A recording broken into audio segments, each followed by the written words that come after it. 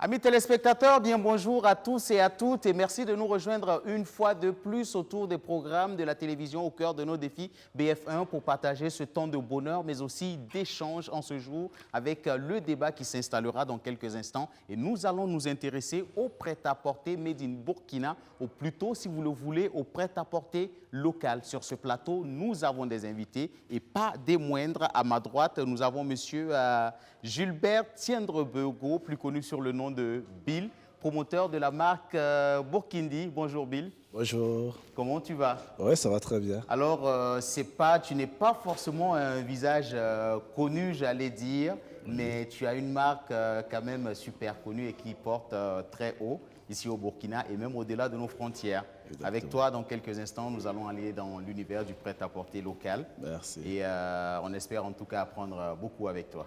Sans faute. D'accord. Ouais. Et bien installé sur notre fauteuil vert, c'est M. Georges Bayala, promoteur de la marque Georges Duya, plus connu sur le nom de Georges Duya. Bonjour M. Bayala. Bonjour M. Obama. D'accord. Avec vous, dans quelques instants, nous allons également aller à la connaissance de votre métier. Mais bien avant, permettez-nous de vous installer tout en musique, amis téléspectateurs, avec un jeune artiste musicien qui nous rejoint. Il porte le nom de Tifis le Chanceux. Merci de l'applaudir.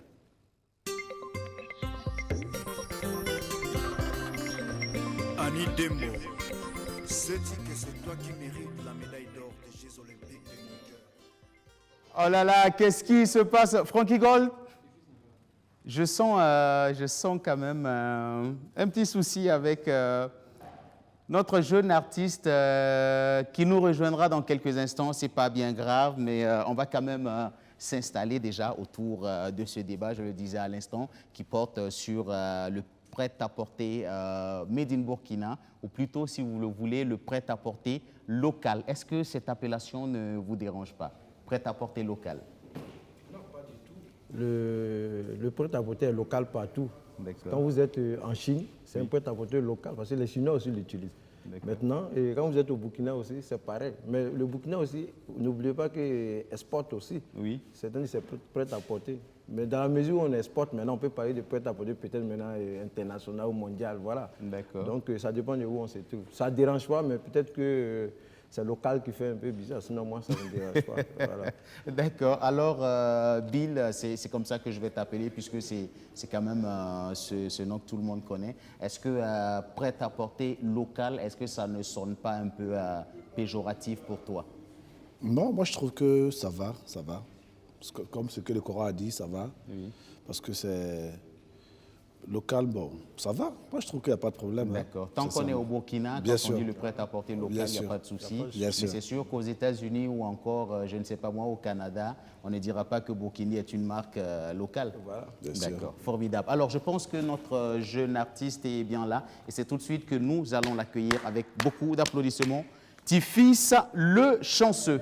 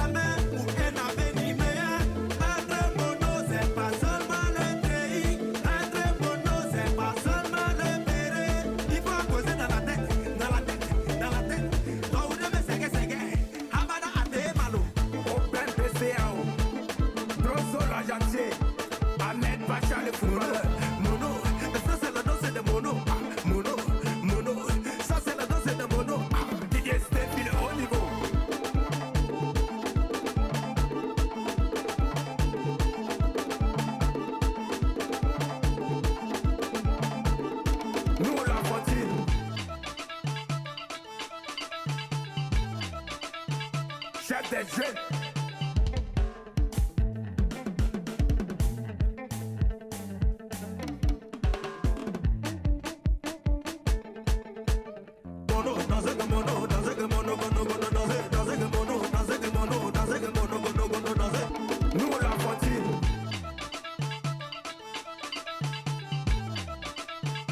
Chef des jeunes.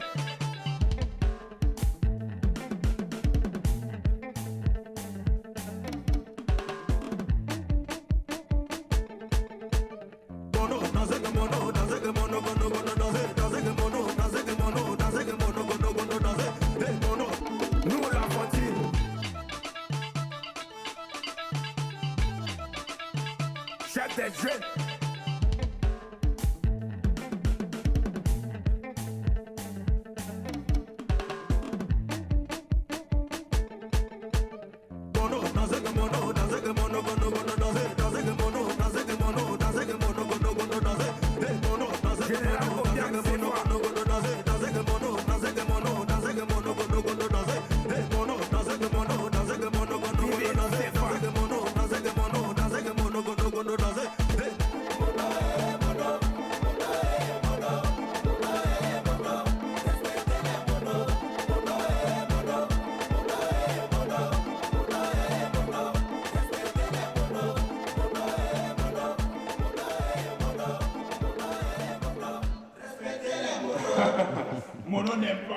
Le chanceux, viens à mes côtés, s'il te plaît. Je pense que c'est ta toute première fois de participer à cette émission.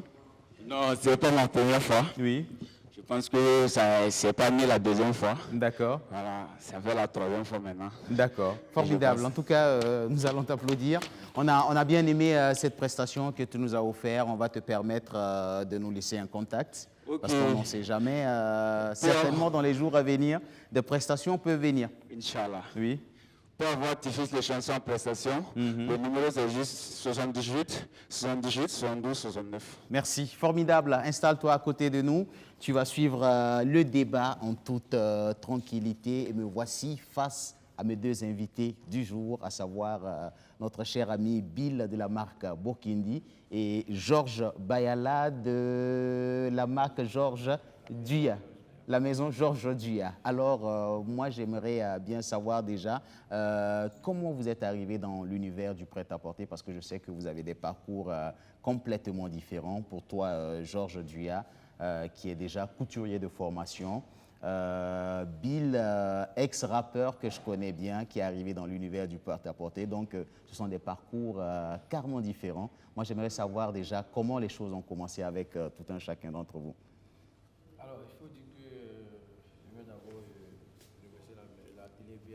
C'est nous qui te disons merci d'avoir honoré cette invitation. Et puis, une grande félicitation à Bill, parce que c'est la première fois qu'on se croise. D'accord. Bon, c'est quelqu'un qui a porté au prêt-à-porter, il faut le dire. Oui. Voilà, aujourd'hui, il y a un engouement autour des t-shirts et autres. Je crois que c'est le mérite de Bill. D'accord. Voilà. Alors, il faut dire que moi, d'abord, à la base, je suis couturier, styliste. Voilà. Alors, vous voyez, le prêt-à-porter, il faut voir, c'est un souci financier. Oui. Voilà. C'est-à-dire que c'est la production. De qui? De Georges? Sinon, en série. Alors, je pense qu'on va utiliser ce micro. Oui. Alors, comme je disais tantôt, le prêt-à-porter, c'est un souci financier, il faut le voir. Parce que à la base, moi, je suis couturier, styliste, voilà, si vous voulez, je suis créateur de mode. Alors, il se trouve que depuis un certain moment, 10 ans en arrière, vous voyez que la production en haute couture est un peu difficile à baisser. Parce que d'abord, il faut faire la différence entre la haute couture et le prêt-à-porter. D'accord. Le prêt-à-porter, c'est une couture en série. D'accord. Ça veut dire qu'il y a certaines normes, je m'excuse, qu'on ne respecte pas. Mais en haute couture, quand je parle des normes, il y a la fabrication même, et la méthode pour fabriquer une tenue. D'accord. Il y a le temps. Oui. Il y a les petits détails qui sont très importants. Il y a la matière même qu'on utilise. Je prends par exemple un costume. En haute couture, vous pouvez prendre 3 à 4 jours pour faire un costume. Mais en prêt-à-porter, vous pouvez faire par exemple 10. Je ne parle pas des... Je passe le contrôle de Bill. De Bill. Et en Chine et en haute, on peut vous faire par exemple 100 costumes en 2 jours, c'est possible. Parce que là, celui qui fait les manches, c'est pas lui qui fait le col. Celui qui fait le col, c'est pas lui qui monte la doublure. Celui qui monte la doublure, ainsi de suite. Donc, en une journée, en peut-être 10 minutes, ou 15 minutes, une veste peut finir. D'accord. Mais Alors, en haute couture, il y a la précision. d'accord. J'aime bien parce que je pense qu'on va juste faire un petit point sur cela. Pour le professionnel que vous êtes, est-ce pour dire que le prêt-à-porter, il est plus bas de gamme que la haute couture et la haute couture coûte moins cher et plus cher que le prêt-à-porter? Et la haute couture, honnêtement, ça je parle, hein, c'est mon expérience, la haute couture est plus chère. D'accord. Parce qu'il y a le souci du produit, le textile même d'abord. Oui, Il y a les accessoires qu'on utilise. oui, Et puis il y a le temps qu'on met dedans. d'accord. En haute couture, c'est une seule personne qui peut monter la veste. Sinon, à la limite, 2. Mais en prêt-à-porter, j'ai dit c'est une confection à série. D'accord. Ça veut dire que chacun, une seule veste peut occuper peut-être 10 personnes. D'accord, c'est l'assemblage en série. Voilà, si vous voulez, c'est l'assemblage, mais c'est des coutures qui sont faites pour pouvoir aller facilement sur le marché. D'accord. Parce qu'il faut permettre aux gens d'acheter. Les gens n'ont plus le temps. Parce que la haute couture prend du temps. Donc, comprenez que aujourd'hui, le prêt-à-porter prend plus, comment on appelle,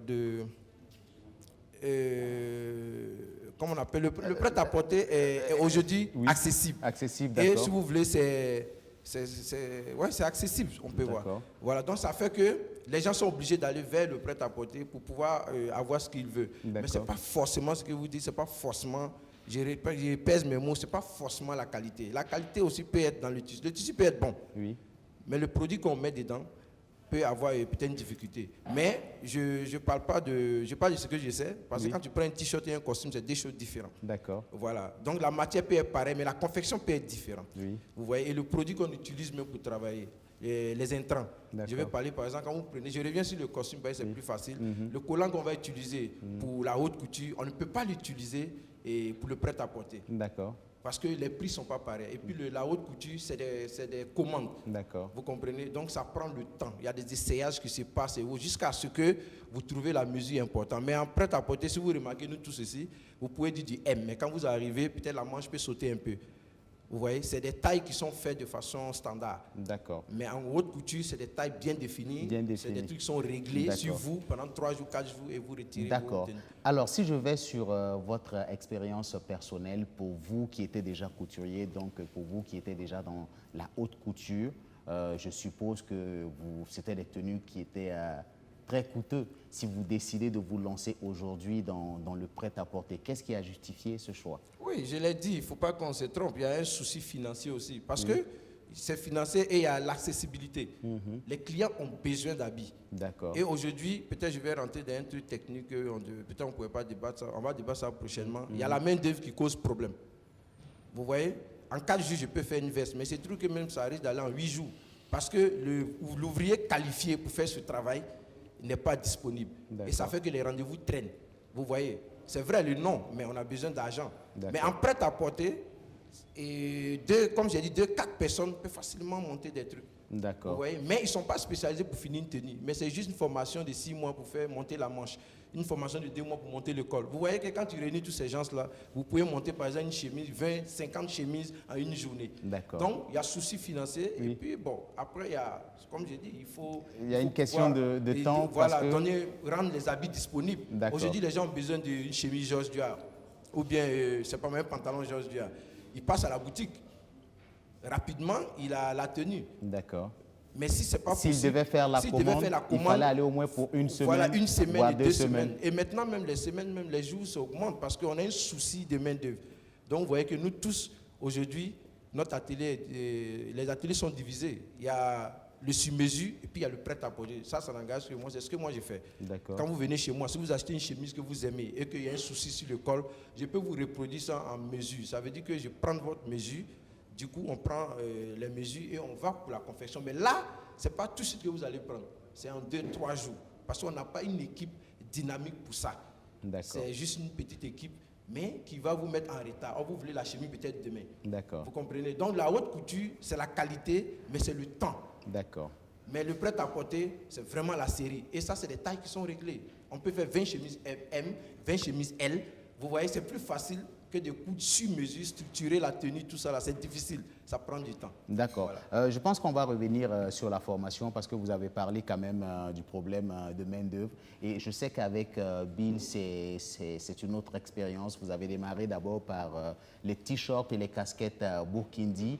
Aujourd'hui, je vois déjà quand même une tunique, c'est comme ça que ça s'appelle, Georges Duha? Oui, c'est une tunique. Je vois une tunique Burkindi, c'est pour dire que les choses ont changé. Et je vois souvent sur la toile des jeans Burkindi, des polos Burkindi et même des chaussures, c'est bien cela. D'accord, donc les choses sont en train de changer. Comment ça s'est, l'aventure a démarré avec vous? Bon, merci d'abord à la télé BF1. Je remercie le Coran aussi, je l'apprécie parce que vraiment, à travers ce qu'il fait, moi je vois ça. Il fait vraiment un bon travail pour la mode au Burkina. Bon, pour revenir à ta question, Oui. moi c'est un rêve d'enfant en fait qui s'est réalisé. Est-ce que tu vois? Depuis le lycée, moi je rêvais d'avoir ma propre marque. Donc j'ai commencé d'abord par vendre un peu la friperie, tu vois, je m'en vais payer, je vends à mes amis un peu. Après les études, bon, j'ai arrêté, je suis allé me mettre dans la vente de vêtements. Des vêtements, oui. Voilà, notamment le prêt-à-porter que je partais prendre dans des pays comme le Mali, Lomé, un peu, voilà. Après, quand j'ai eu un peu les moyens, je me suis dit, bon, voilà. Moi aussi, j'ai été un peu inspiré par les marques comme Watibi, D'accord. comme Rokawa, Oui. comme Enes, comme beaucoup de marques américaines et beaucoup de marques françaises. Beaucoup de marques américaines, parce Ernest. que je le rappelle que ce monsieur est un ex-rappeur, Oui. pour tous ceux qui ne le savent pas, donc beaucoup Ouais, j'ai passé- mystifié oui. par toutes ces marques. Voilà, parce que tu vois, le rap et puis la mode, ça va ensemble. Oui, Tu vois, les rappeurs, c'était les gens qui mettaient plus les habits en valeur oui, dans les clips et tout. Donc, ça nous faisait rêver.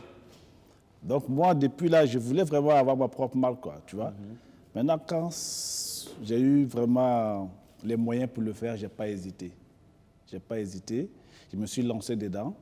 Et Dieu merci, bon, ça, je peux dire que les gens ont bien accueilli la marque. oui. Voilà, donc depuis, j'essaie aussi de travailler pour améliorer, parce qu'on n'est jamais parfait, on améliore toujours, pour que ça puisse toujours continuer. Voilà. D'accord. Alors, pour vous, déjà, patron de boutique de prêt-à-porter, vous décidez un jour comme ça de lancer votre propre marque. Je vais dire quand même que c'est un gros risque que vous prenez parce que je sais que déjà pour imprimer les premiers t-shirts, c'est à coût de millions. C'est un risque. Ouais. D'accord. Au tout début, ouais. Oui, allez-y. On veut quand même Bon, savoir mais moi, je comment les croyais choses aussi. démarrent. Hein. Oui. J'ai vraiment cru à ce projet-là. Donc, je n'ai pas hésité. Le risque était là aussi. Mais comme moi, j'étais d'abord commerçant. Oui. Je commercialisais les vêtements. Ça, c'était d'autres marques quoi, que je commercialisais. Ce n'était pas forcément des originaux. Tu vois, déjà, les trucs, toi, tu connais ce qu'on trouve sur le marché ici. D'accord. Donc, moi aussi, j'avais un prêt-à-porter comme tout le monde. Oui. Est-ce que tu vois? Oui. Donc, je me suis dit, peut-être, comme moi, d'abord, j'ai une clientèle assez large. Déjà, j'avais une boutique déjà, Oui. que beaucoup connaissent, à Bobo, la une. Voilà. Donc, je n'ai pas hésité, parce que déjà, moi-même, je n'ai pas du mal à commercialiser mes trucs. Oui. Mais quand j'ai produit d'abord les premiers échantillons, je n'ai pas dit que ça m'appartenait. D'accord. Non. Je suis venu, j'ai mis ça seulement sur les étalages, en rayon, et puis je vendais. D'accord. Mais bizarrement, quand les gens rentraient dans la boutique, ils voient, ils disent, ah, ça là, c'est joli, hein? C'est combien? Et puis ils achètent. D'accord. Ça- Mais justement, Bill, pourquoi tu n'as pas dit que ça t'appartenait? Est-ce pour dire que si tu disais c'est moi-même qui l'ai conçu, Oui. ça n'allait pas avoir cet engouement, les gens n'allaient pas s'intéresser? J'ai pensé à ça aussi, Oui. mais après, je me suis dit aussi, il faut laisser le produit s'exprimer. Est-ce que tu vois? Voilà, tu mets le produit à un rayon, et puis, tu verras maintenant comment les clients vont réagir. Oui. Ce qui est sûr, après, tout le monde saura que c'est pour toi si ça marche. Est-ce que tu vois? D'accord. Donc, c'est dans cette idée que, bon, voilà, je ne disais pas aux gens.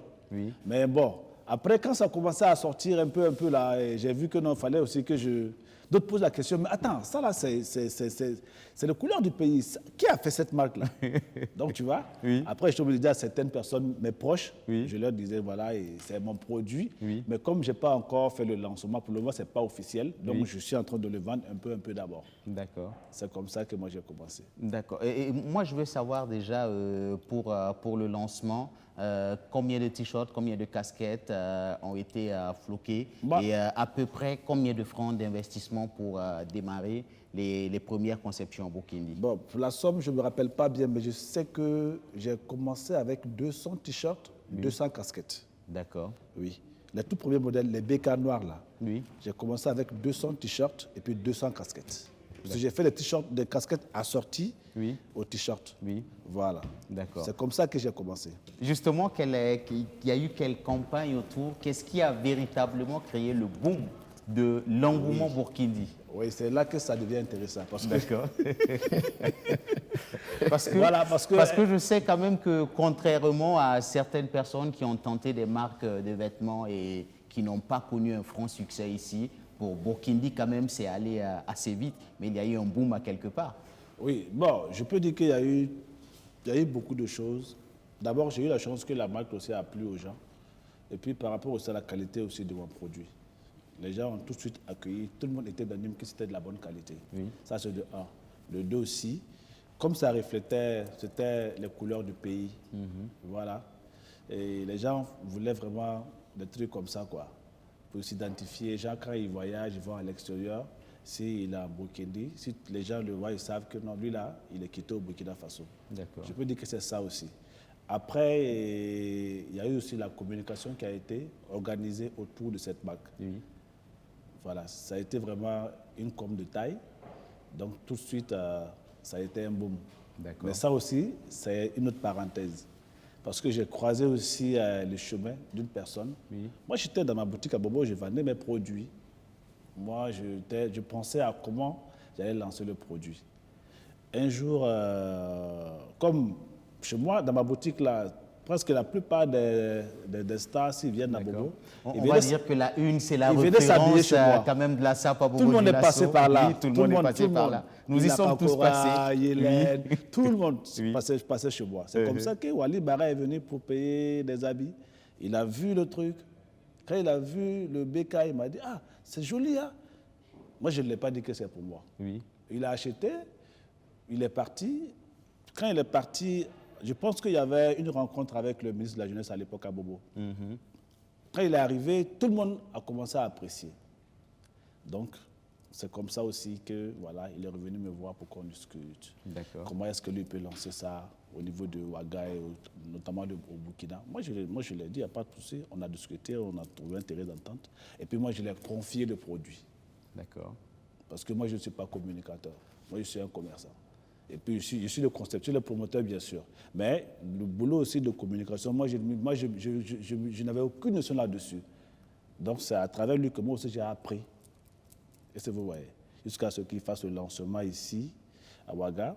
On a mis tous les moyens en place pour que ça se passe bien avec la presse et tout. Moi, j'ai beaucoup appris auprès de ce monsieur, quoi, franchement. Voilà. Ça s'est passé comme ça. D'accord. Justement, une bonne communication avec M. Wali Bara. Bien sûr. On nous parle aussi quand même de l'insurrection populaire qui a favorisé un peu la fièvre Burkindi. Oui, parce que Burkindi est venu juste après l'insurrection. Mais je peux dire que l'idée était là bien avant l'insurrection. Moi, j'avais mes premiers échantillons avant l'insurrection. Les gens me portaient ça même avant l'insurrection. Mais moi, c'est pas moi, ça, à ma grande surprise, moi, je vois des gens qui portent ça pour aller défiler, quoi, pour aller manifester, je vais dire. Bon, moi, c'est pas dans... J'ai dit, bon, il n'y a pas de souci, si ça peut servir à quelque chose. Tant que ça peut faire du business, tant mieux. C'est pas forcément, genre, l'insurrection. Les gens pensent que c'est pas l'insurrection qui m'a inspiré, hein. Oui, c'est pas ça qui m'a inspiré. D'accord, parce que Burkindi est sorti bien avant l'insurrection. Bien avant l'insurrection. D'accord. Oui, mais je peux dire que l'insurrection a permis à beaucoup de gens de connaître Burkindi. Parce que comme les gens ont commencé à porter pour aller manifester, et puis il y avait les couleurs du pays, donc les gens ont commencé à s'intéresser. Où on peut trouver ce t-shirt-là, où on peut trouver. Donc, jusqu'à on est rentré en rupture de stock en ce moment.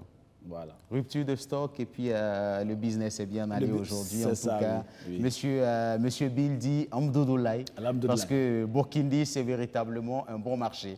Bon, ça va. D'accord. On a des difficultés, mais ça va.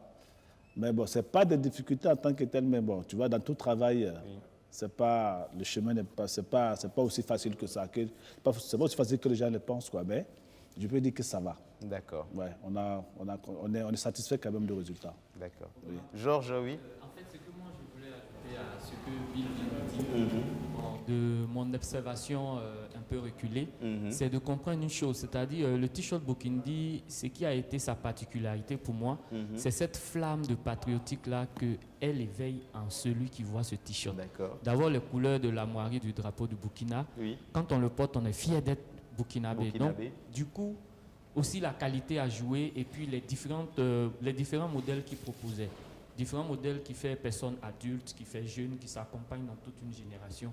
Et le Burkina avait besoin de ça au moment où Burkindi est sorti. Et pour ça, j'aimerais dire merci à ce monsieur. D'accord. Parce que la qualité surtout de IE. D'accord. Justement, on va parler de la qualité dans quelques instants, où sont fabriqués les t-shirts ou encore les produits Burkindi. Mais je veux savoir, est-ce que Frankie Gold a un t-shirt Burkindi? Oui, bien sûr, j'ai un t-shirt Burkindi et ce que j'ai remarqué, c'est que quand je suis allé en vacances à Abidjan, là, du coup, tout le monde voulait ce t-shirt-là, quoi. D'accord. Et moi, ça me plaisait de sortir avec parce que ça montrait d'où est-ce que je venais. D'accord. Voilà, et Je ça, pense vraiment... que ce t-shirt sera renouvelé par mon ami Bill.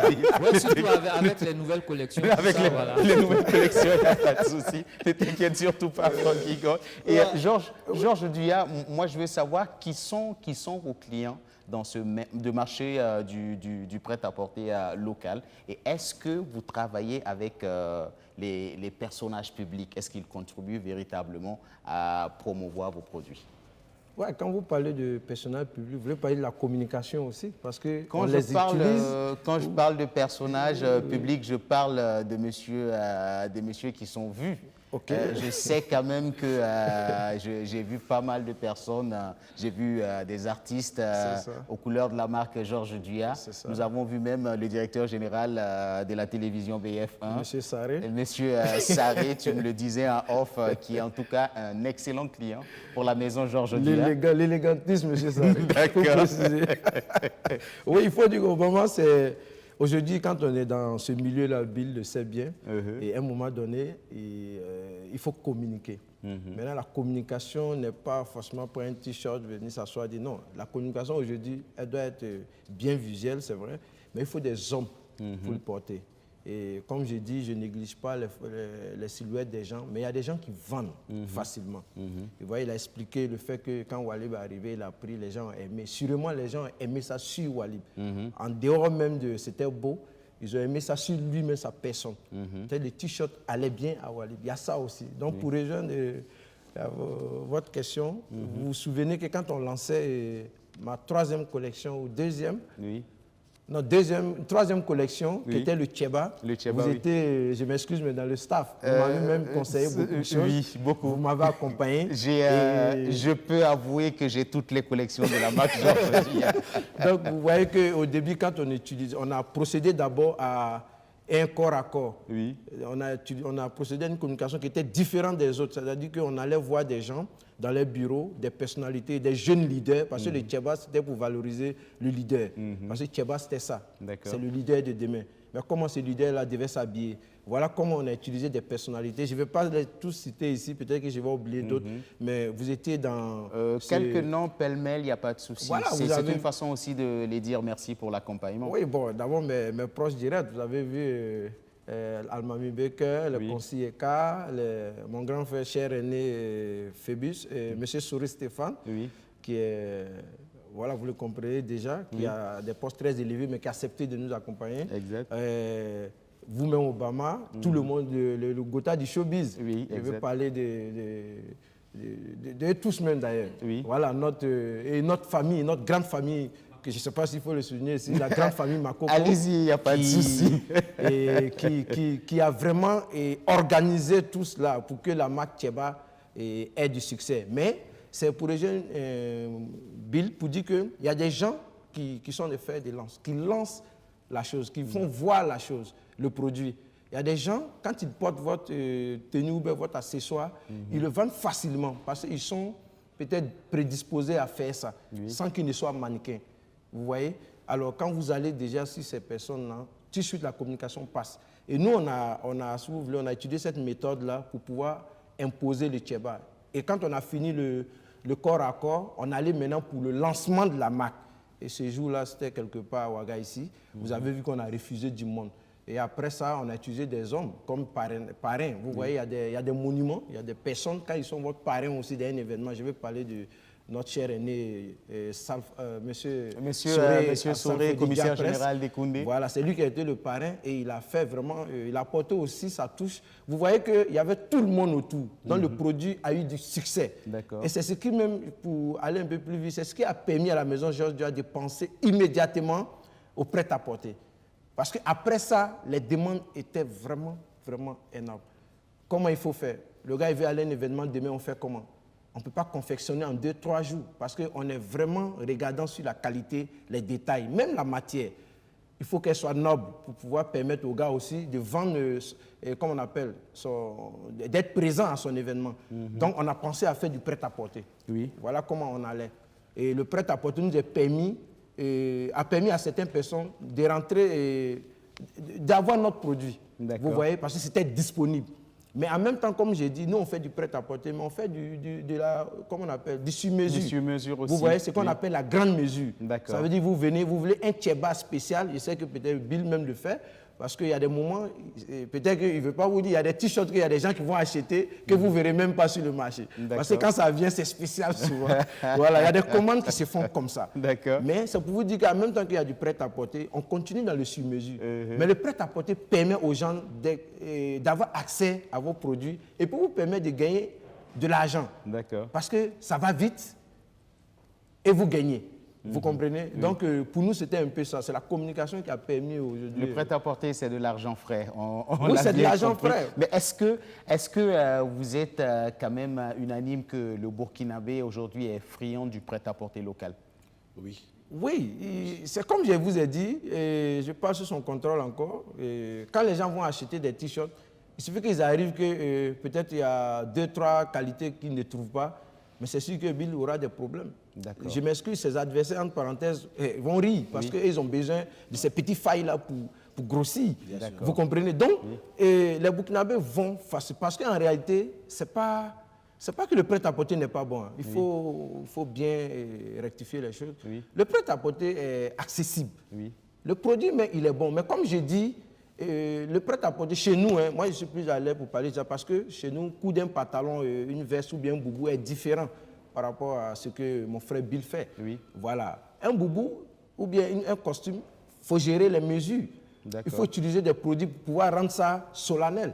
Ce jour-là. Donc vous comprenez qu'on a besoin du temps. Mais les Burkinabés, ils vont parce qu'ils souvent n'ont pas le choix. Il faut payer. Ce n'est pas les Burkinabés seuls. En Europe, aujourd'hui, les grandes maisons de couture sont faibles même. Parce qu'ils ont une crise en matière de couture là-bas. Il manque même de personnel aussi. Ça vous dit que la haute couture, elle est bien. Elle permet d'être différente ce jour-là des autres. Mais aujourd'hui, les gens ont besoin d'argent et d'aller vite, de s'habiller vite. Et aujourd'hui, les Burkinabés n'ont pas le temps. Ils vont vers le prêt-à-porter. Justement, les Burkinabés sont friands du prêt-à-porter local. Mais j'aimerais savoir quel type de Burkinabé. Parce que je sais quand même que pour porter un t-shirt Burkindi, il faut débourser minimum 10 000 francs CFA. Et je sais que pour porter une tunique de Georges Duhat, c'est minimum 15 000 francs CFA. Est-ce que quand même c'est fait pour la masse des Burkinabés? Oui, je réponds où c'est... Allez-y, elle est à vous deux. Ok, bon, moi je dis On commence d'abord par Georges Duhat. Oui, ils achètent.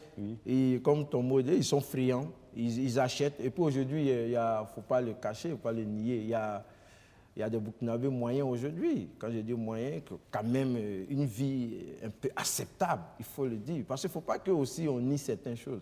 Le genre, à partir de 35 ans, c'est quelqu'un qui travaille. 30 ans, mais il bosse. Il a besoin aussi de se faire plaisir. Et puis aujourd'hui, vous savez que je fais un peu la communication en art vestimentaire. Les gens veulent travailler leur apparence. Les gens n'attendent plus. La preuve aujourd'hui, il y a 10 ans, le gars, il prenait la voiture qui était devant lui. Mais aujourd'hui, il fait le choix C'est pour vous dire que le Burkinabé aussi veut avoir une prestance, veut avoir une bonne apparence. Donc, les chemises, ça s'achète. Je ne veux pas m'asseoir ici et dire que ça ne s'achète pas. Mais comme on dit, ça ne suffit pas. Il faut travailler pour aller au-delà. Il faut travailler parce que quand ils arrivent quelque part, ils veulent se distinguer des autres. D'accord. Voilà. Donc, pour moi, bon, on aurait voulu que la population encore maximise ses achats, mais bon. Georges Duya est une marque de Burkinabé Select. Je dis chez moi, j'ai deux catégories de clients. Oui. Il y a le prêt-à-porter qui est bon pour aller vite. Et puis le sur-mesure, il ne faut pas qu'on le nie, le sur-mesure coûte cher. Quand je dis coûte cher, c'est différent du prêt-à-porter. Parce que ce que je vais faire dans le sur-mesure, la grande mesure, est différent dans le prêt-à-porter. Parce que le sur-mesure, déjà même, c'est un choix de modèle. Si vous ne faites pas, vous êtes unique. Vous voyez, et là-bas, il y a son prix. Vous voyez, il y a des clients aussi pour ça. Ceux qui vont dans les grands événements, dans des soirées sélectes et autres. Écoutez, vous allez choisir. Bill le sait bien. Un t-shirt, c'est plus facile parce qu'aujourd'hui, tout le monde dans la rue peut porter un t-shirt parce qu'il fait un peu chaud et tout ça là. Mais aller à un événement, il y a d'autres détails encore. Il faut aller. Je vois même que lui-même il est en tunique. Vous comprenez que... Alors, justement, Bill, tout le monde peut porter un t-shirt, mais est-ce que tout le monde peut s'offrir un t-shirt à minimum 10 000 francs CFA? Bon, pourquoi pas? Mais ça dépend. Ceux-là qui veulent la qualité peuvent acheter. Parce que vous savez, même si on le fait à 500, il ne peut pas être à la portée de tout le monde. C'est difficile. Est-ce que vous comprenez? Donc, comme on produit la qualité, on ne peut pas produire la qualité aussi et puis vouloir. Et puis, à moins de coût, c'est impossible, quoi. Donc, on veut proposer un produit de qualité pour que ça valorise la marque. C'est une marque Burkinabé, bien sûr. Il ne faut pas qu'on va produire des trucs qui ne sont pas bien. Donc, il y a certaines personnes qui se plaignent, par exemple, sur la page, ils disent non, Burkindi, nous voulons vos produits, mais on trouve que c'est cher, donc essayez de revoir. Bon, c'est ça, parce que nous, ce n'est pas facile. Avec tout ce qu'on a comme difficulté, c'est difficile de les vendre à bas prix. C'est très, très difficile. Pour vous, qui avez été patron d'une boutique de prêt-à-porter, qui avait un peu vendu du tout, quand vous faites quand même la comparaison des prix Burkindi, quand même, on peut dire que ce sont des prix assez élevés. Oui, vous pouvez peut-être faire votre enquête dans les magasins de la place. Je parle des bons magasins, les bonnes boutiques, pour essayer de voir combien coûte un t-shirt de qualité. Moi, j'ai fait du 280 grammes coton. Donc, c'est du lourd. Ces modèles-là, tu ne peux pas les trouver sur le marché comme ça, à moins de 10 000 francs. C'est impossible. D'accord. C'est impossible. C'est impossible. Justement, donc, nous trouvons que le prix est quand même abordable. Déjà, même, beaucoup ne se plaignent pas aussi du prix, mais c'est comme dans toute chose. Il y en a aussi qui vont trouver que c'est cher. Voilà. Mais on travaille. Peut-être on verra avec le temps qu'est-ce qu'on peut proposer aussi à cette clientèle-là aussi. Pour offrir encore des t-shirts moins chers. On est dans ça et puis les gens font la contrefaçon, ils font la merde et puis ils vendent ça à bas prix. D'accord. Justement, nous allons venir à la contrefaçon parce que je sais que vous en êtes victime. On va revenir. Je sais que c'est quelque chose qui vous sert, mais véritablement, et vous avez envie d'en parler, c'est votre cri de cœur, je le sais. Mais moi, je veux déjà savoir où sont fabriqués, où sont conçus les t-shirts Burkindi. Les t-shirts, tous les modèles sont faits, tous les maquettes sont préparées ici avec... Les maquettes sont faites sur le plan local, ici au Burkina. C'est ça l'essentiel, tout les maquettes. Ici. Je ne travaille pas seul, j'ai tout un staff avec qui je travaille. Voilà. Donc, on essaie de penser au modèle et puis on travaille là-dessus. Ça prend du temps souvent parce que c'est de la créativité. Et tu vois, c'est de la création, il faut créer. Donc, après, maintenant, le tirage aussi, ça, on a des partenaires en Asie qui s'occupent de ça aussi. Voilà. Et puis, c'est des grandes usines qui travaillent pour presque la plupart des grandes marques en Europe. C'est avec eux qu'on travaille. Mais bon, avec nous aussi, actuellement, on a un atelier.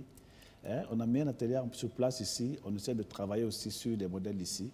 Mais ce n'est pas tous les modèles qui sont faits ici actuellement. Voilà. Mais actuellement, c'est des modèles qu'on fait chez nous ici. D'accord. Dans notre atelier. Ouais.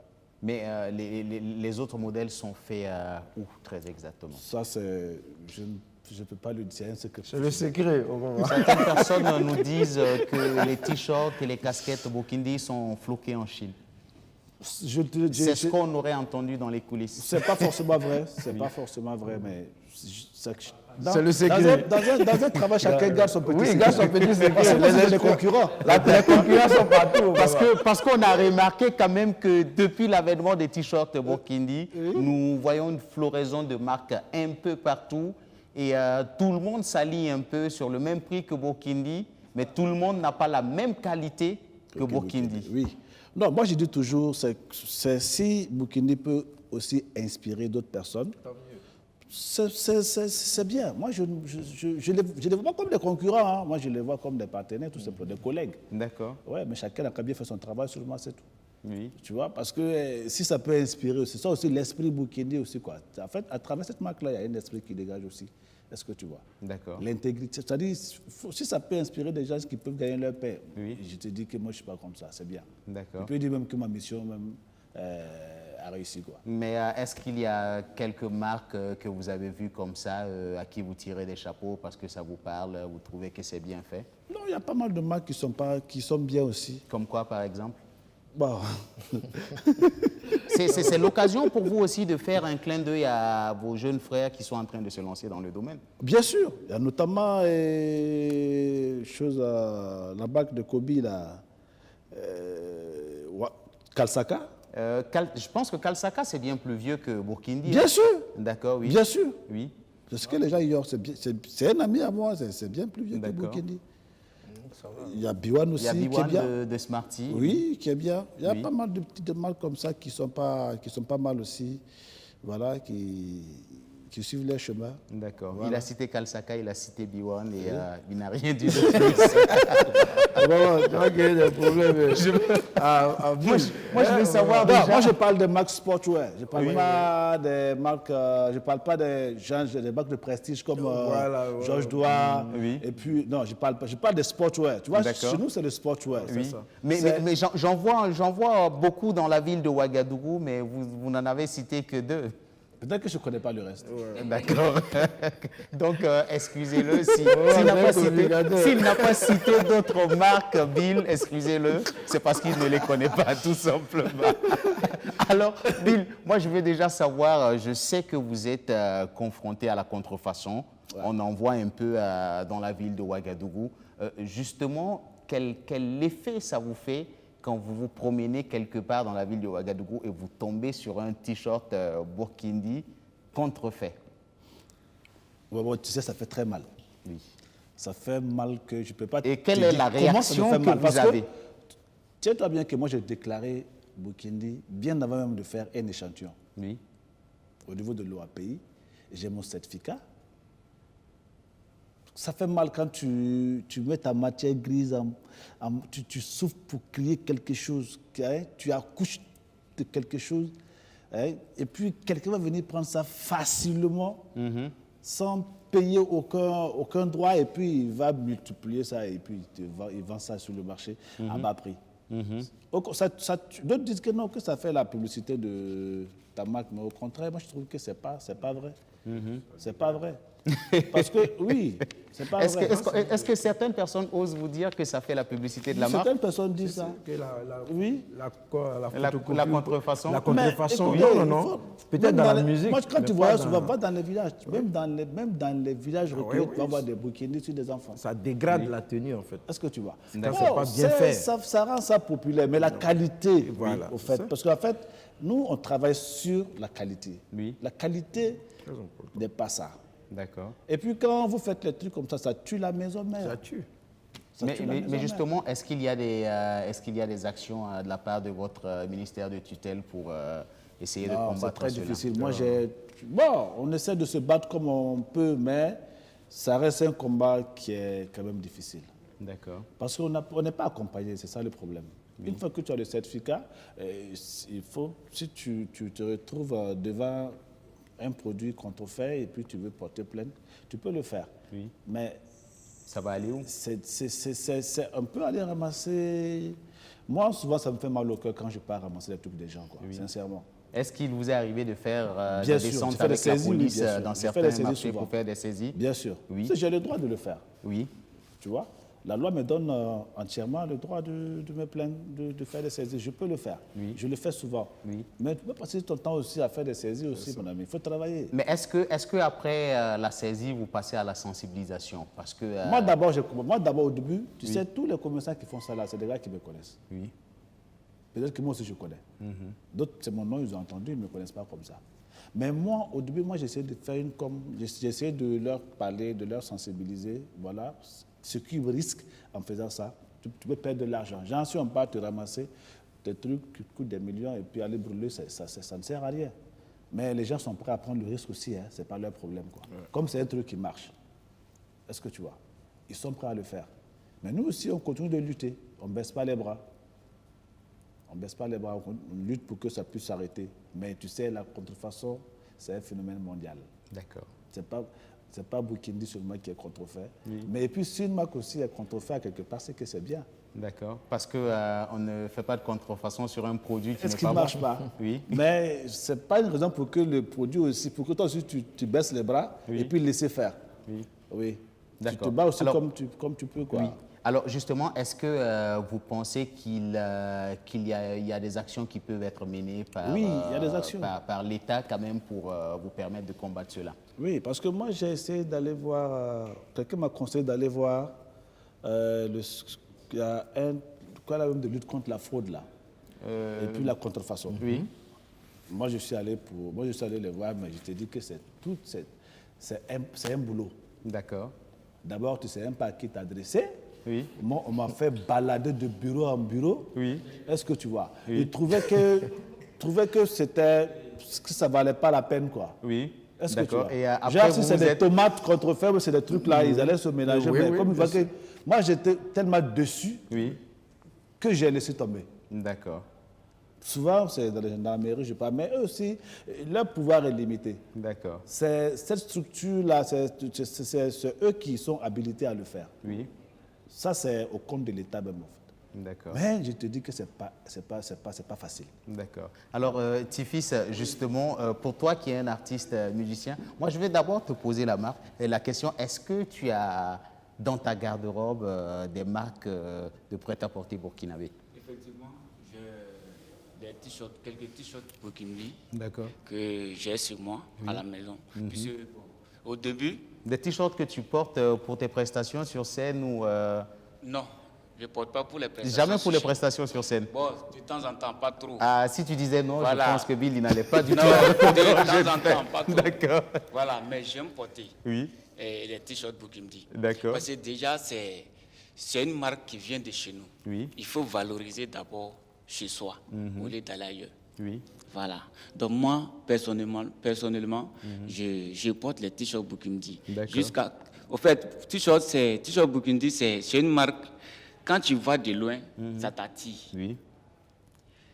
Le fait qu'il y a trop de marques, c'est comme Francky disait, il y a trop de qualité. Il y a les marques, de toute façon c'est confectionné. Bon, il y a trop de je ne sais pas comment expliquer. Voilà. Allez-y, on va vous comprendre. Voilà. Donc, c'est le fait que même si tu as trop de ces marques, Bukindi, tu vois de loin, bon, ça t'attire. Même si tu ne vas pas payer porter, je paye pour faire cadeau. D'accord. Donc, tu peux ne pas payer pour porter, mais tu payes pour faire des cadeaux. D'accord. Mais déjà, en dehors de la marque Burkindi, est-ce qu'il y a d'autres marques de prêt-à-porter locales comme ça que toi, tu connais? Et à part Burkindi, bon, j'ai entendu parler Biwan. Biwan? Biwan, mais je n'ai pas ça. D'accord. Tu n'as pas encore de t-shirt Biwan? Je n'ai pas encore de t-shirt. Ah là, je pense que Smarty ne va pas être content. Non, mais ça va s'arranger. Ça va s'arranger. D'accord. Voilà, vivement le prochain Gombo et tu vas t'offrir un t-shirt Biwan, oui? Voilà, t-shirt Biwan. Et le Kalsaka. Kalsaka, oui, de Kobe. Ça, je n'avais même pas entendu parler de ça. D'accord. C'est sur le plateau de Sud que j'ai entendu parler de ça. Donc, c'est bien, on va dire que tu as découvert des choses sur ce plateau. Voilà, et je dis merci beaucoup pour ça. Je sais que si je sors ici, arrivé en ville, je vais me renseigner. Je trouve des choses. D'accord. Comme c'est une marque burkinabé. Oui. D'autres marques encore? Utilisez le micro, s'il vous plaît.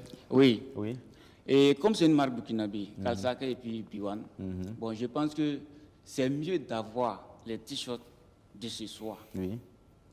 au moins si je possède ces 3 t-shirts, moi aussi je peux taper ma poitrine, dire que je suis un Burkinabé. D'accord. Voilà, c'est tout. Merci bien, petit-fils. Et puis, Georges, je reviens à toi. Tu nous as parlé d'un showroom, Georges Duya, dont l'inauguration a eu lieu il y a eu quelques jours de cela. Je vais dire quand même, bon, quelques mois, parce que c'était bien avant l'avènement du Covid. C'est ça. D'accord, et Covid faisant, bon, nous n'avons pas pu faire un tour du côté de cette boutique, mais on promet quand même de faire un passage. Qu'est-ce qui a justifié la création de ce showroom? Parce qu'on se dit quand même que s'il y avait de bons circuits d'écoulement, on pouvait plutôt passer par les différentes boutiques de prêt-à-porter au lieu d'ouvrir un showroom pour soi-même vendre ses produits. Oui, mais c'est tellement important pour un créateur. Oui. Parce que, comme j'ai expliqué tantôt, c'est bien d'avoir peut-être le nom, dit qu'on fait des produits de qualité et autres, mais après, il faut que le client ait accès à vos produits. Vous savez que moi, je travaille depuis, comme je l'ai dit, ma 3e collection, je travaille en collection. C'est-à-dire que chaque 2 ans, ce n'est pas une obligation, mais c'est true que chaque 2 ans, peut-être que c'est là que mes inspirations viennent. Après le Tcheba, vous voyez qu'on est arrivé maintenant au HD. Vous voyez, c'est la haute définition. C'est-à-dire que je procède par collection. Et normalement, le showroom devait être déjà au lancement du Tcheba. Oui. Mais on a eu un peu de décalage. Et c'est à la 4e collection, qui est le HD, que j'ai pu installer le showroom. Le showroom, c'est, comme j'ai dit, il faut que tes clients aient accès à tes produits. Parce que c'est ça, les gens ne viendront pas forcément au laboratoire, comme nous on dit dans notre jargon, à l'atelier, où on confectionne et autres. Non, il faut, comme on appelle, une représentation quelque part. Ceux qui ont encore plus de moyens, je veux dire ceux qui ont encore un réseau bien encore ficelé, ont des boutiques un peu partout. Je prends l'exemple de notre grand frère Patéo. Pratiquement dans la sous-région, il a une boutique partout. Souvent, c'est la demande. Quand quelqu'un, par exemple, au Mali, qui veut tes tenues, s'il faut les confectionner, mais dans des cas, c'est sûr même que peut-être 2 bandits coupent la route. Bon, c'est compliqué, vous comprenez? Mais on ne vous souhaite pas ça. On ne souhaite pas. Non, je veux dire qu'on ne sait même pas où tu es. Il faut forcément aller à ton atelier. Non, non, non. Il y a un showroom, c'est là-bas, tout se passe. Les collections sont là-bas. Et quand vous arrivez, vous pouvez choisir la taille qui vous va un peu. Alors, c'est comme ça. Voilà, c'est l'idée qui nous pousse forcément, comme il a dit, à avoir un showroom pour pouvoir faciliter nos clients. Parce qu'à chaque moment, ce n'est pas forcément qu'ils viennent à la télé. Comme j'ai dit, quelqu'un qui voyage demain, il a besoin d'une chemise, bon, vous faites comment? Voilà, il y a une boutique qui est là. Il va directement, il fait son choix. Voilà, et puis c'est parti. Même s'il y a un petit truc qu'on doit rattraper rapidement, on le fait. Si on ne peut pas, bon, il s'adapte. Parce que comme j'ai dit, le prêt-à-porter a aussi ses difficultés. C'est-à-dire que dès que vous arrivez, souvent c'est la chemise qui sert par ici, mais le corps, ça va. C'est des tailles bien standardisées qu'ils ont. Voilà, donc c'est compliqué. Voilà, mais la couture de luxe ou bien de la haute couture exige certaines pratiques, quoi, méthodes, vous voyez. Donc le showroom a été créé, c'est pour faciliter honnêtement nos clients et puis pour vendre. Comme j'ai dit, on ne va pas au prêt-à-porter parce que seulement nos clients ont besoin de nous. Hein. On cherche le blé. Oui, c'est le blé. Mais justement, vous cherchez du blé et je sais qu'à la dernière édition du CIPAO, le salon du prêt-à-porter Made in Burkina, je sais qu'il y a eu quand même un défilé privé où autour de ce défilé, il y avait les patrons des boutiques de prêt-à-porter. Et le but déjà de ce défilé privé-là, selon le promoteur, quand il me parlait en inbox, c'était justement pour créer ce lien entre les patrons des boutiques de prêt-à-porter et également les créateurs de prêt-à-porter local, parce qu'on a remarqué que quand on faisait le tour des boutiques de prêt-à-porter ici au Burkina Faso, on voyait très peu de prêt-à-porter made in Burkina. Est-ce pour dire qu'il y a un blocage entre vous et les patrons de ces boutiques-là? Bon, un blocage, je ne sais pas, mais je peux parler de ce que je sais. Qu'est-ce qui justifie l'absence de vos produits? Et je pense qu'il y a aussi ces étalages-là. Il faut reconnaître que, peut-être qu'il y a la communication d'abord. Il y a la communication. Je reviens un peu sur le CIPAO. Vous voyez que le CIPAO, comme vous l'avez dit, c'est chaque fin d'année que le CIPAO s'organise, se tient. Et ça permet aux gens, comme vous l'avez dit, de venir voir le travail qu'on fait.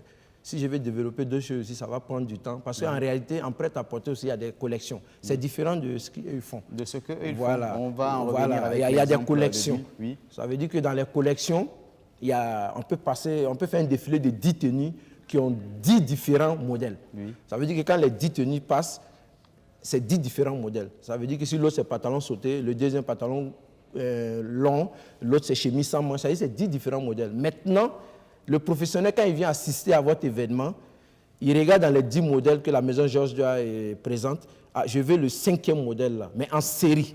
Oui. Normalement, c'est comme ça fonctionne. Ça veut dire que la chemise qui passe là, sans manche là, est-ce que vous pouvez me faire ça 1000 ? Ouais. C'est comme ça en réalité. En réalité, c'est ça, le prêt-à-porter. Ouais. Quand les gens viennent pour des commandes. Maintenant, la difficulté ici aussi, il faut dire que ça peut revenir un peu sur le coût.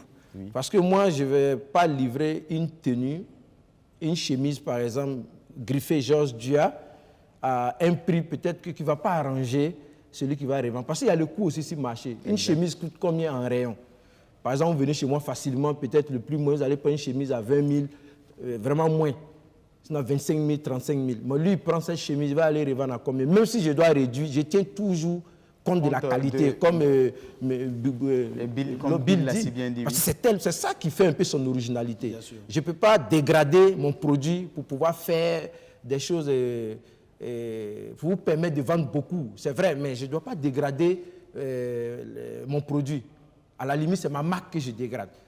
Parce que vous avez posé des questions, peut-être que ça sous-entend que ces derniers temps, est-ce que Burkindi, ses produits ne sont pas différents? Non, il a dit que le problème de la fraude, c'est qu'ils utilisent des produits qui ne sont pas bons, oui, mais il y a le nom Burkindi dessus. Exact. Et ça dégrade, et même à la longue, ça va tuer, et comment on appelle, c'est pareil que nous. Oui.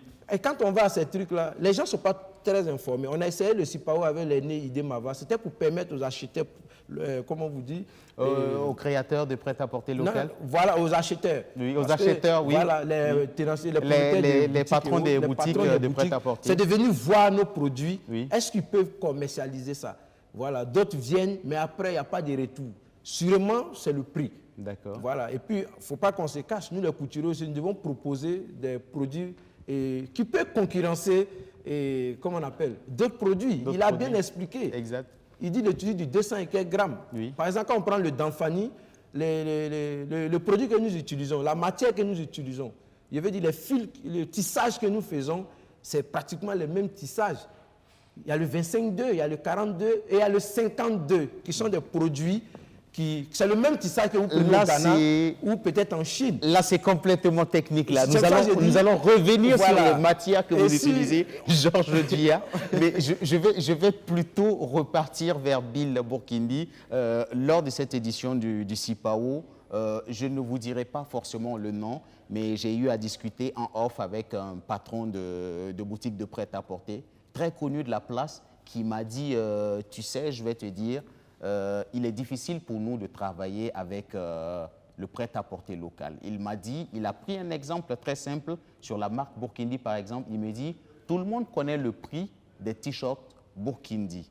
Et quand je prends l'exemple des autres t-shirts par exemple que je vends, tout le monde ne connaît pas les prix. Donc, il m'appartient à moi de placer le prix comme je veux. Quand je prends un t-shirt Burkindi, je sais ce que j'ai comme marge et quand je calcule avec les autres, ça ne m'arrange pas. Est-ce qu'il ne vous appartient pas aussi d'essayer de revoir un peu ces marges-là pour permettre à ces gérants de boutiques-là de pouvoir adhérer un peu au projet et de faciliter un peu à la distribution de vos produits? Bon, chez moi, je ne dirais pas que la marge-là n'est pas bien. Parce que il me l'a dit haut et fort, la marge ne l'arrange pas. Non, les gens peuvent témoigner. Bon, je peux pas. Moi, la marge est un secret entre moi et mes revendeurs. Nous sommes rentrés un peu dans le calcul, M. Bill. Je ne vais pas donner la marge ici, voilà. Mais les marges, je les connais et quand on calcule, ce n'est pas gros. Non. Nous sommes dans... En fait, on veut vendre en masse. Oui. Plus, il faut vendre beaucoup pour avoir. Oui. Est-ce que vous comprenez? On ne peut pas... pour un t-shirt de 10 000, tu espères avoir combien? Tu peux pas avoir. Voilà. Le patron de cette boutique m'a dit, je prends un t-shirt simple, je fais presque du 100% de bénéfice, mais sur un t-shirt Burkindi, je fais à peine 2 000 francs de bénéfice. Je ne sais pas combien il gagne, mais bon... moi, je ne dirais pas que ce n'est pas mauvais. Seulement, voilà, c'est du prêt à porter. 100% de bénéfice et 2000 francs, 100% de bénéfice, est-ce qu'actuellement on peut avoir ça? C'est difficile. Il me l'a dit. Il t'a dit, mais est-ce que c'est vrai? Je vais avouer que non, c'est mon travail. J'ai toujours une boutique de prêt-à-porter, hormis Bokindi, qui existe bien le bien à Bobo. Donc, je suis toujours dans le métier, je connais. Actuellement, il y a trop de boutiques. Il y a la concurrence. Quand tu sors là, dans les rues, là, à gauche, à droite, il y a les prêt-à-porter. Ce n'est pas comme avant où, à Ouaga, ici, il fallait voir dans quelques coins, genre les Adams, machin, mais ça, c'est fini, ça. Maintenant, les boutiques sont partout. Les gens vont en Chine, ils ramassent, ils viennent à Turquie, Chine, Maroc, tout ça là, c'est plus un secret pour personne. Donc, le produit que tu proposes, dis-toi bien que ton voisin aussi il a ça. Et puis le voisin n'est pas patient comme toi, lui il ne veut pas chercher du 100%. Hein. Lui, quand tu viens, même s'il a 20%, il prend son truc, et puis rapidement il commande encore. C'est comme ça aussi que ça marche le commerce. Mais si tu veux, genre, sur un produit, chercher du 100% là, j'ai dit du presque 100%. Vous êtes patron de prêt-à-porter, de boutique de prêt-à-porter. Vous connaissez un peu le bénéfice que vous faites, Monsieur Bill, sur les produits. Oui, mais bon, même nous, on ne fait pas du 100%. J'ai dit du presque. Non. J'ai dit du presque. Non, on ne fait pas du 100%. C'est pas ça. Ah non. Ah non. On ne fait pas du 100%, Obama. Oui, allez-y. Je vais poser une question à Bill, à Monsieur Bill. Bon, allez-y. Ok. Au fait, j'aimerais savoir, dans les maisons Bukindi, vous vendez haut habillement, pas les marques t-shirt, mais haut habillement à part les t-shirts Bukindi. Vous voulez savoir si Bill commercialise d'autres produits dans ses showrooms autres que la marque Bokindi? Bon, avant déjà qu'il ne réponde quand même, je vais dire que Bill, il l'a si bien dit sur ce plateau, il avait une boutique qui s'appelle La Une et qui est toujours présente du côté de Bobo du Lasso. Et au sein de La Une, ce ne sont pas seulement que des produits Bokindi que l'on commercialise. Ok. Non, mais je peux rajouter, dans une boutique Bokindi, on ne trouve que des produits Bukindi. C'est comme si vous rentrez dans une maison Adidas. Vous allez trouver que des produits Adidas. Vous rentrez dans une maison Georges Doigt, vous allez trouver que la confection Georges Doigt. C'est comme ça. Quand une marque fait sa maison, il vend ses produits. C'est comme ça. Justement, je vais revenir un peu sur le cas Bokindi. Vous avez commencé avec les t-shirts, les t-shirts et les casquettes. Après est venue la vague des polos, des sous-vêtements. Aujourd'hui, des guides, aujourd'hui, des chaussures. On va dire quand même que les choses sont en train d'aller vers une grande ouverture.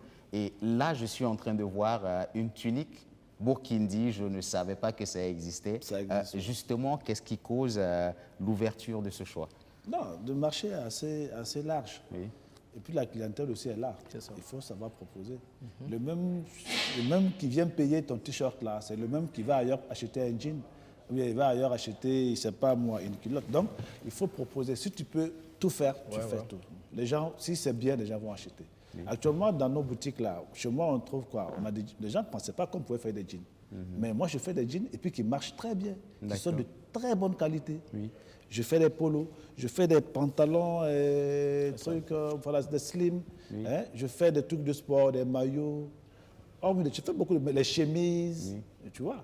Est-ce que les autres produits... Je travaille sur des trucs avec justement, est-ce que les autres produits rencontrent le même succès que les t-shirts et les casquettes? Non, les meilleures ventes restent quand même les t-shirts.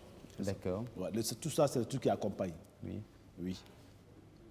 Mais le produit phare, c'est le t-shirt. D'accord. Est-ce que Bokindi tente de s'implanter dans les autres pays? Je suis en train... Le projet était là pour cette année à Abidjan, mais voilà, avec le Covid, mais on n'a pas... Je n'ai pas baissé les bras, quoi. D'accord. Je suis vendu actuellement en Côte d'Ivoire, mais c'est sur Jumia. Sur Jumia par des ventes en ligne. Oui, bien sûr. D'accord. Justement, on sait que Bokindi est un produit qui est beaucoup prisé par non seulement nos compatriotes à l'étranger, mais aussi d'autres personnes, autres même que les Burkinabés à l'étranger. Comment vous faites pour assurer cette distribution-là hors du pays? Oui, ça demeure un problème parce que le coût de transport, genre pour envoyer un t-shirt comme ça en France, ça coûte cher. Moi, j'ai un partenariat avec DHL. Ils me font des prix. Bon, mais c'est toujours énorme, ces prix-là. Même malgré la réduction, ce n'est pas facile. D'accord. Oui. Donc, ce qui fait que nous, on a des difficultés pour envoyer les colis. Genre, des gens qui restent en Australie qui veulent acheter nos produits. Mais si tu calcules, le produit, même, le t-shirt coûte 10 000 francs. Si le gars il veut 5 t-shirts, ça fait 50 000. Mais tu vas dépenser au moins plus de 50 000 pour envoyer ça en Australie. Du coup, le gars, tu trouves que ça devient cher. Donc, je pense qu'à la longue, c'est à nous d'aller vers eux. On va avoir des boutiques sur Manhattan, Avenue, à New York, là-bas, à côté de Coco Chanel, sur les Champs-Élysées. C'est tout le mal qu'on peut vous souhaiter, bien sûr, hein, bien Monsieur sûr, Bill. bien sûr. Le rêve, moi, c'est fou. C'est énorme ce que j'ai comme rêve. Et si vous comprenez. Mais là, c'est le Burkina qui va gagner. Hein. Imagine-toi, sur les Champs-Élysées, Burkindi est là. Hein? À côté de Georges Douai qui est là. C'est comme ça. Non, mais rêvons quoi. Oui, non, mais Alors, le rêve... justement, à à côté de Bill aussi, je sais que certainement que les mêmes difficultés se passent au sein de la maison Georges Douai, parce que je sais que vous êtes beaucoup sollicité hors du pays. Justement, comment vous arrivez un peu à satisfaire cette clientèle hors du pays? Parce que je sais que du côté des États-Unis et un peu partout, je vois sur la toile, comment ça se passe? Oui, c'est les mêmes difficultés. C'est des commandes qu'on nous fait. Et puis après, on utilise un réseau de personnes qui voyagent. Oui, c'est ça. Mais normalement, c'est le gars qui est aux États-Unis qui dit tiens, il dit mais comment je te livre? Parce que comme il a dit, si tu dois aller payer de l'autre côté, tu vas payer le double de la confection même. Donc du coup, il trouve quelqu'un qui est là, tiens, j'ai quelqu'un qui voyage d'ici tant. Donc je veux vraiment... Normalement, c'est comme ça fonctionne. Si tu peux livrer mes tenues à ce monsieur-là, quitte à ce qu'ils vont s'arranger à peser et payer eux-mêmes. Parce que pour le moment, le prix qu'on te fait, c'est comme, ça ressemble un peu à du gros. Donc, il y a des factures que je ne prends pas en charge. Parce que si je dois prendre ça en charge, quand je vais ajouter, tu vas penser que c'est cher. Voilà, donc du coup, voilà comment on travaille. Sinon, les gens nous commandent. Abidjan, c'est encore plus facile. Mais ces derniers temps, avec les frontières un peu fermées, parce que là, il y a le car, il y a le train qui est plus efficace. Voilà, et il y a les gens qui voyagent à chaque moment. Donc voilà un peu comment la maison Georges procède pour pouvoir écouler ses produits hors du pays. Et puis je pense que nous avons une de vos jeunes sœurs au bout du fil, c'est la promotrice de la marque 226 carats. Est-ce que ça vous dit quelque chose? Raïza Kaboré, que nous retrouvons du côté de la Côte d'Ivoire. Bonjour Raïza, comment tu vas? Allô? Allô? Raïza, bonjour. Bonjour. C'est un plaisir pour nous de te retrouver du bout du fil. Moi aussi. Et je le précise, tu te trouves présentement du côté de la Côte d'Ivoire. Oui. Parce que tu me l'as dit en inbox, ça fait 3 mois que je suis en Côte d'Ivoire. 6 mois. 6 mois, autant pour moi. Et j'essaie un tout petit peu de faire la promotion de ma marque, histoire de voir comment je peux métisser des relations et puis implanter ma marque 226 carats du côté de la Côte d'Ivoire. Alors, comment ça se passe là-bas? Ça commence à aller parce que je suis tombée avec la crise et tout. Je n'ai pas pu faire au début. Mais ça a commencé l'activité en mai. Et on espère que... Oh là, Raïza, je pense que nous avons un petit souci avec le téléphone. Et je me demande, est-ce qu'on arrive à t'entendre? C'est assez difficile pour nous, en tout cas, en studio ici. Alors, je pense qu'on va essayer de revenir. Et j'espère que dans quelques minutes, la communication sera plus bonne. D'accord. Merci quand même. Je vais demander beaucoup d'applaudissements pour Raïza Kaboré qui a tenté quand même d'aller implanter sa marque du côté de la Côte d'Ivoire. Et tout le mal qu'on puisse lui souhaiter, c'est que ça puisse véritablement s'installer et puis que ce soit une fierté pour le Burkina Faso du côté de la Côte d'Ivoire. Et c'est ici que nous allons encore faire une petite pause pour souffler en musique avec deux artistes musiciens qui nous rejoignent. L'autre est ivoirien, il est au Burkina depuis quelques jours. Il a été bloqué par le confinement, c'est ce qu'il m'a dit. Et ça m'a inspiré, j'ai créé un titre avec un frère du Burkina Faso, c'est Stone, en featuring avec Pabli. Merci de les applaudir.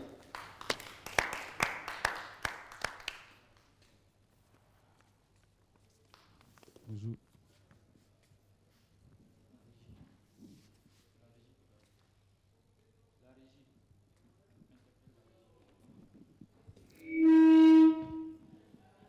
Est-ce qu'on peut avoir quelque chose du côté de la régie, s'il vous plaît?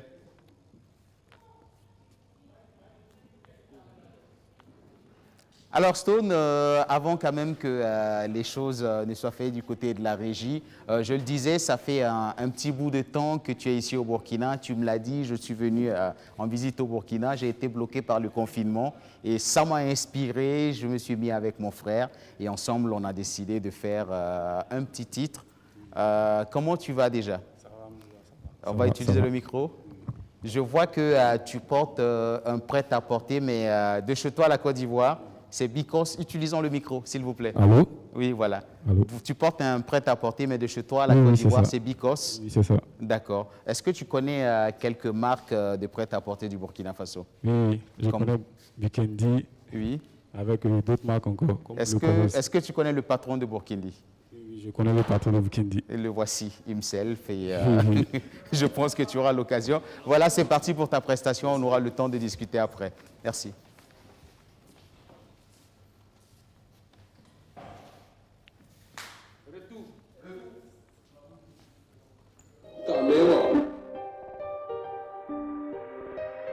Ah oh, tant qu'on n'est pas mort, tout peut se faire. Mais n'oublie jamais de dire Alhamdulillah. Don't forget to say Alhamdulillah.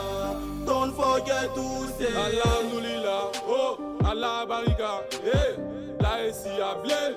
PNL, on dirait Jet Li. Ya, positif, ma life.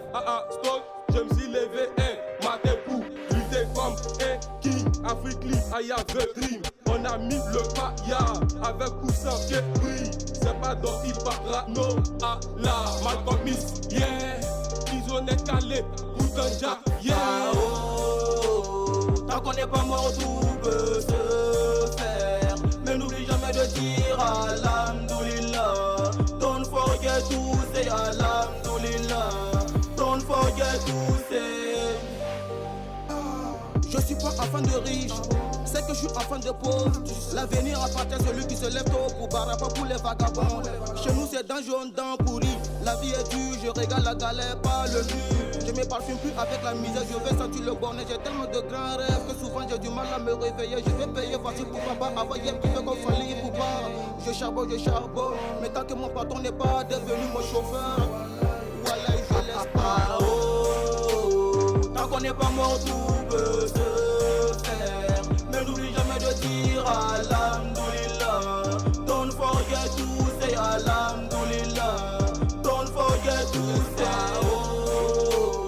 Tant qu'on n'est pas mort, tout peut se faire. Mais n'oublie jamais de dire Alhamdulillah.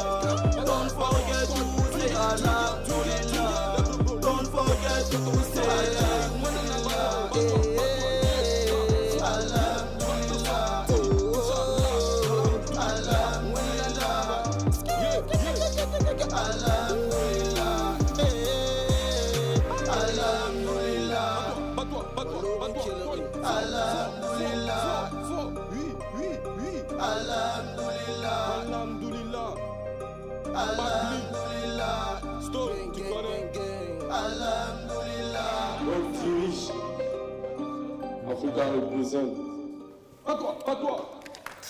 Merci, on va l'applaudir plus fort que cela. Stone, installe-toi. Voilà, installez-vous, cher ami. C'est vrai qu'on ne s'était pas adressé avec vous. Vous allez encore vous présenter? Oui, moi, c'est Pablo. Mr. Pablo. Ouais. Pablo, est-ce que je peux avoir un petit freestyle parce que tu m'as tué dans le truc là? Quand on dit, excusez-moi, je t'aime. Gros qui c'est caca. Et donc, si Yao, c'est VC ambulant. Jack Daniel n'est pas l'eau de Marigot. T'as beaucoup de poils, on dirait Bangoero. Merci, merci. Baisse le ton. Merci. Alors, amis téléspectateurs, faites comme si vous n'avez rien compris. Hein. Ça s'appelle la trap musique et c'est de sa génération et on comprend bien. Alors, Stone, comment tu vas? Ça va, par la grâce de Dieu. Ça fait déjà combien de temps au Burkina Faso? Bon, je reviens actuellement ici, là, depuis un bon moment en tout cas. D'accord. Et le Burkina, ça te plaît bien? Ah, ça va, ça va. Tu disais à l'instant que tu connaissais quelques marques, tu as parlé de Burkindi. Oui. Et encore, quelle autre marque made in Burkina? Actuellement, il n'y a pas d'autres marques en tête, mais Burkindi, on connaît Burkindi, tout le monde connaît Burkindi en Côte d'Ivoire. D'accord, formidable, merci. Et puis, je tiens aussi à passer à ce message très important. Sachez que les présélections de BF1 Muscle d'Or sont prévues déjà pour ce jeudi 27 août au Sénasa à partir de 14h, je le reprends. La présélection de BF1 Muscle Or est prévue pour le jeudi 27 août à partir de 14h du côté du Sénasa et puis encore l'enregistrement des quarts de finale de BF1 Freestyle sont prévus pour le 26 août à 13h, voilà, c'est bien exact, du côté du Sénasa. Et c'est une entrée 100% gratuite. Et je vais faire un dernier tour avec nos invités parce que nous sommes en train d'aller, mais véritablement, vers la fin de cette émission. Moi, je veux déjà savoir, est-ce que vous pensez au jour d'aujourd'hui que vous êtes bien positionné pour être compétitif avec les autres prêt-à-porter qui sont en train de pénétrer dans le marché burkinabé? Je prends l'exemple, par exemple, des produits tels que Bicos, qui sont en train de rentrer présentement au Burkina et qui nous viennent de la Côte d'Ivoire. Oui, il faut dire que chacun est sur son terrain, chacun va pour promouvoir ses produits partout. Et avant, on ne pouvait pas dire que peut-être que lui viendra ici. Mais ça vous dit que les gens vont à la recherche de d'autres clients. C'est comme la maison Georges. Aujourd'hui, on est en train de vouloir, bon, peut-être c'est en même temps une petite exclusivité. On est en train de vouloir s'installer à Abidjan. Oui. Et je crois que normalement, comme il a dit, le corona n'a pas été... la Covid n'a pas été... Et n'a pas été en tout cas... Voilà, à la faveur de quelqu'un. Elle est venue pour... Voilà. Mais c'est pour dire qu'on ne baisse pas les bras. On est en train d'essayer d'aller aussi présenter les produits ailleurs parce qu'on a une communauté très importante, comme on appelle en Côte d'Ivoire. Du côté de la Côte d'Ivoire, non pas seulement pour la communauté, parce que je veux dire que quand on quitte le pays, c'est pour que d'autres personnes puissent connaître la marque. Voilà, donc nous aussi, on va essayer d'aller aussi présenter le produit ailleurs. Et voilà, et ça c'est le projet phare actuellement de la maison Georges Dua. Et dit aussi à nos clients et nos clientes que la maison Georges Dua n'est pas seulement la coupe sur mesure, comme on dit la haute couture. C'est vrai, on nous désigne comme une marque qui est vraiment, j'ai envie de dire, de luxe et select. Oui, peut-être qu'on est porté beaucoup sur les détails, le produit, ce qu'on donne aux gens, parce qu'il faut valoriser le client ou la cliente. Pour nous, c'est ça qui nous importe. Mais c'est pour vous dire qu'aujourd'hui, on a un showroom qui est là. Vous avez accès à tous nos produits, comme lui, il a dit, Bill. Et aujourd'hui, la maison Georges Dua, c'est bientôt des polos aussi. Parce que ça n'empêche personne de le faire. Parce qu'il y a des couturiers qui font des polos. Donc, c'est normal qu'eux aussi fassent des chemises. Donc, on a en cravate, tout ce qui est accessoires sont en train déjà d'être installés au showroom. Donc, aujourd'hui, quand vous allez rentrer chez nous, quand vous venez nous voir, quand on confectionne la tenue, c'est jusqu'à la cravate, au pin, c'est tout. Jusqu'aux accessoires complets. C'est très important. C'est juste à côté voilà, le showroom n'est pas loin du CIAO, derrière la maison, comment on va dire ça non, derrière l'ancienne banque BO, comment on dit ça Coris Bank, qui est devenue aujourd'hui les impôts. D'accord. En tout cas, merci pour cette grande pub qui sera véritablement taxée par notre DCM, M. Billy Tierno. Et je pense qu'après cette émission, il va dire, bon, pour la maison Georges Dua, déposer juste un costume. Non, mais il y a un contact direct. Il n'y a pas de souci. Voilà, vous pouvez... Bien fait. Alors, Bill Burkini, face à la concurrence de plus en plus rude, est-ce que vous pensez que vous êtes véritablement armé pour affronter cette concurrence du prêt-à-porter? Bien sûr. Nous pouvons même déjà être fiers du travail qu'on a abattu. Parce que si les gens t'appellent des autres pays, genre du Bénin, de la Côte d'Ivoire, souvent de Togo, pour savoir comment tu as fait pour que ça puisse prendre comme ça, je peux dire qu'à quelque part, le travail a été très bien fait. Et puis, on continue toujours de travailler pour faire face à cette concurrence-là. Mais il précise aussi que vraiment, nous avons le soutien aussi de tous les Burkinabés qui consomment actuellement leur marque. C'est déjà une force. D'accord. C'est suffisant même au fait. Il faut d'abord être bien installé chez soi avant de sortir pour aller ailleurs. Mais actuellement, tu vas voir un gars, il a presque toutes les marques du Burkina, quoi. C'est une fierté, c'est ce que tu comprends. Nous aussi, on va continuer à travailler pour pouvoir faire face à cette concurrence-là. Peut-être même après, carrément consommer ce que nous produisons ici. D'accord. C'est ça en aussi. tout cas, moi, je me fais une petite collection des marques burkinabés chez moi à la maison. Et, tu as vu? Il y en a plein comme toi. Les marques de qualité, bien sûr, bien sûr.